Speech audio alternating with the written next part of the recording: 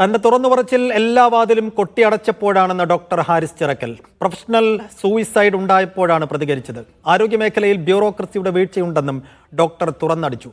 സംഭവത്തിൽ അന്വേഷണം നടത്തിയ വിദഗ്ധ സമിതി DMEക്ക് റിപ്പോർട്ട് നൽകും. അതിനുശേഷം ആരോഗ്യവകുപ്പ് തുടർ നടപടികളിലേക്ക് കടക്കും. അതേസമയം മാധ്യമങ്ങളോട് പ്രതികരിക്കാൻ ആരോഗ്യമന്ത്രി തയ്യാറായില്ല.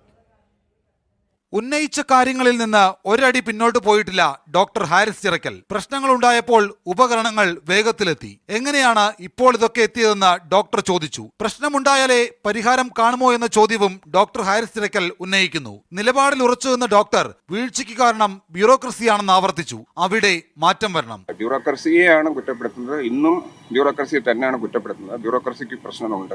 എന്നെ സർവീസ് അല്ലാതാകുന്നു എന്ന് വിചാരിച്ച് പ്രശ്നങ്ങൾ ഇല്ലാതാകുന്നില്ലല്ലോ. പ്രശ്നങ്ങൾ പരിഹരിച്ചാൽ ആരോഗ്യമേഖല ഉയർച്ചയിലേക്ക് പോകുമെന്നും ഡോക്ടർ പറഞ്ഞു. എല്ലാ കാര്യങ്ങളും വിദഗ്ധ സമിതിക്ക് മുമ്പാകെ പറഞ്ഞിട്ടുണ്ടെന്ന് ഡോക്ടർ വ്യക്തമാക്കി. വിദഗ്ധ സമിതി അന്വേഷണ റിപ്പോർട്ട് DMEക്ക് കൈമാറും. ഇതിനുശേഷമായിരിക്കും മറ്റ് നടപടികളിലേക്ക് ആരോഗ്യവകുപ്പ് കടക്കുക. ഹാരിസ് ചിറക്കലിനെതിരെ നടപടി സ്വീകരിക്കുന്ന കാര്യമടക്കം റിപ്പോർട്ട് ലഭിച്ചതിനു ശേഷമായിരിക്കും. ഉപകരണങ്ങൾ വാങ്ങുന്ന കാര്യത്തിലെ നൂലാമാലകൾ പരിഹരിക്കണമെന്ന നിർദ്ദേശം വിദഗ്ധ സമിതി റിപ്പോർട്ടിൽ ഉൾപ്പെടുത്തും. ആശുപത്രി വികസന സമിതിയുടെ പ്രവർത്തനം സംബന്ധിച്ചുള്ള കാര്യത്തിലും മാറ്റം വേണമെന്ന നിർദ്ദേശമുണ്ടായേക്കും. അതിനിടെ മാധ്യമങ്ങളുടെ ചോദ്യത്തോട് പ്രതികരിക്കാൻ ആരോഗ്യമന്ത്രി തയ്യാറായില്ല.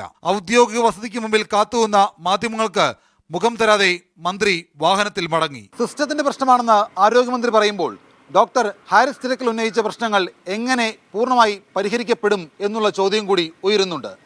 സിസ്റ്റം പൂർണ്ണമായി ഉടച്ചു വാർത്താൽ മാത്രമേ ഭാവിയിൽ ഇത്തരം പ്രശ്നങ്ങൾ ഉണ്ടാവാതിരിക്കൂ. തിരുവനന്തപുരത്ത് നിന്ന് ഷിജോ കുര്യൻ, മീഡിയ.